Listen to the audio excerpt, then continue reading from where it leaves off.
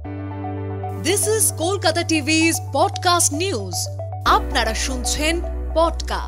কন্যার রোল থাইল্যান্ডের আনাচে কানাচে প্রথম দফায় পৌঁছলো ভারতীয় ত্রাণ। আমি শুভাঙ্গী, শুনুন বিস্তারিত।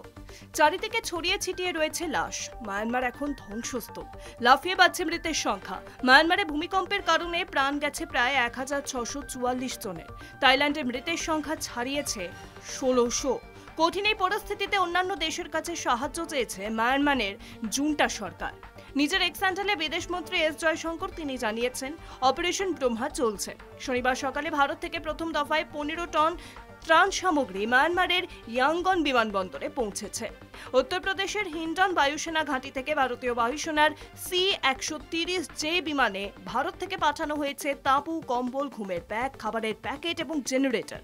এছাড়াও পাঠানো হয়েছে hygiene kit, paracetamol, antibiotic, syringe, gloves, ব্যান্ডেজের মতো প্রয়োজনীয় জিনিস। মায়ানমার প্রসঙ্গে প্রধানমন্ত্রী নরেন্দ্র মোদী নিজের এক্স হ্যান্ডেলে লিখেছেন, মায়ানমারে বিধ্বংসী ভূমিকম্পে প্রাণহানির ঘটনায় গভীর সমবেদনা জানায়। ঘনিষ্ঠ বন্ধু এবং প্রতিবেশী হিসেবে ভারত এই কঠিন সময় মায়ানমারের মানুষের পাশে আছে। উল্লেখ্য, ভারতীয় সময় শুক্রবার সকালে 11:50 আচমকাই কেঁপে ওঠে মায়ানমার। রিক্টার স্কেলে কম্পনের মাত্রা ছিল 7.7। ভয়াবহ ভূমিকম্পে তাসের ঘরের মতো ভেঙে পড়ল ঘরবাড়ি।